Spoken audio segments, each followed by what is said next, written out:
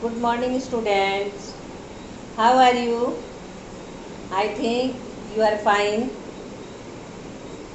इस वीडियो के पहले भाग में मैंने पार नज़र का आपको कुछ शेयर किया था, तो अब चलते हैं दूसरे भाग में, दूसरे पार्ट में जो है उसका आनंद लेने कि उसमें किस तरह से छोटू जब अपने मन की व्यथा को प्रकट कर रहा है तो पापा कैसे समझा रहे हैं, और उसके बाद ये सुनने के बाद छोटू जो है किस तरह से अपने मन की मंशा जारी करते हैं। तो चलिए सुनते हैं। देखिए पेज नंबर जो है आपको नीचे आप ध्यान दीजिएगा।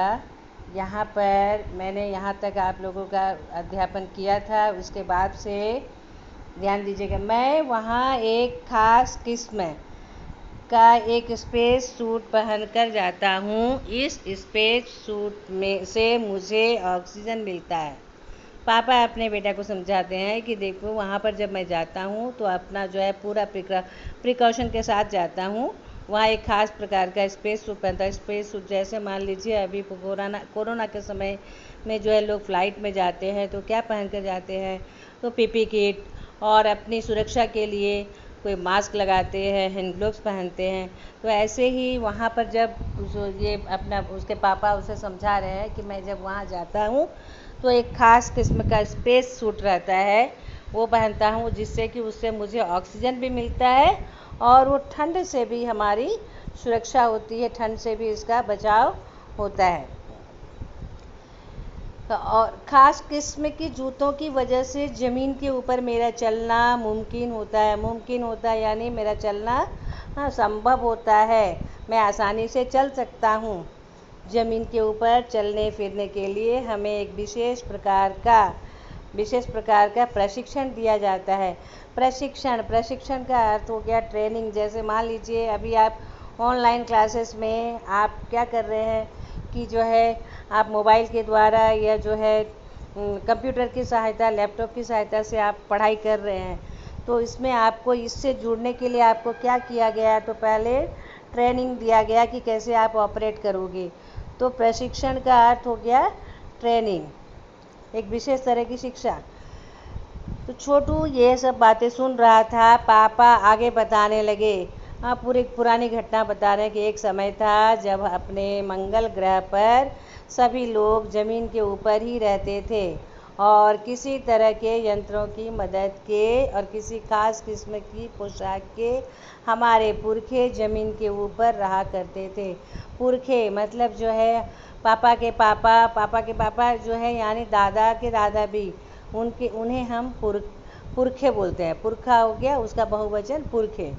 और वो लोग कहाँ रहते थे, ज़मीन के ऊपर रहा करते थे। पुरखे जो है निशान लगाइएगा, इसमें कठिन शब्द जो है आप इसको 3 बार लिखिएगा। लेकिन धीरे धीरे वातावरण में परिवर्तन मतलब बदलाव आने लगा, चेंज होने लगा। कई तरह के लोग जीव धरती पर रहा करते थे। सूरज से हमें रोशनी मिलती है, उष्णता मिलती है। इन्हीं तत्वों से जीवों का पोषण होता है।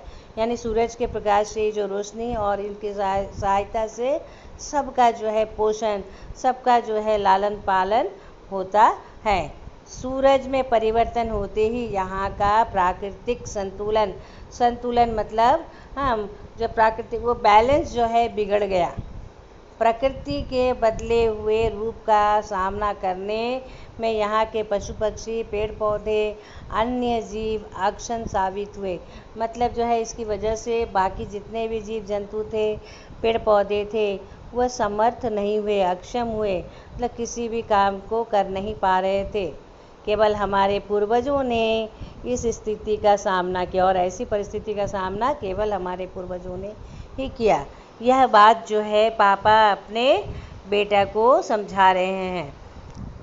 और उसके बाद वो अपना बता रहे हैं कि अपनी तकनीकी ज्ञान के आधार पर हमने ज़मीन के नीचे अपना घर बना लिया। ज़मीन के ऊपर लगे विभिन्न यंत्रों के सहारे सूरज की रोशनी और गर्मी का इस्तेमाल करते आ रहे हैं। जो ये सब चीज़ का हम प्रयोग कर रहे हैं। इस्तेमाल का पर्यायवाची शब्द क्या होगा, प्रयोग। तो हम जो है सूरज की शक्ति, सूरज की रोशनी के सहारे जो है हम इसका प्रयोग कर रहे हैं। उन्हीं यंत्रों के सहारे हम यहाँ ज़मीन के नीचे जी रहे हैं। यंत्र सुचारू रूप से चलते रहे। सुचारू मतलब सही तरीके से।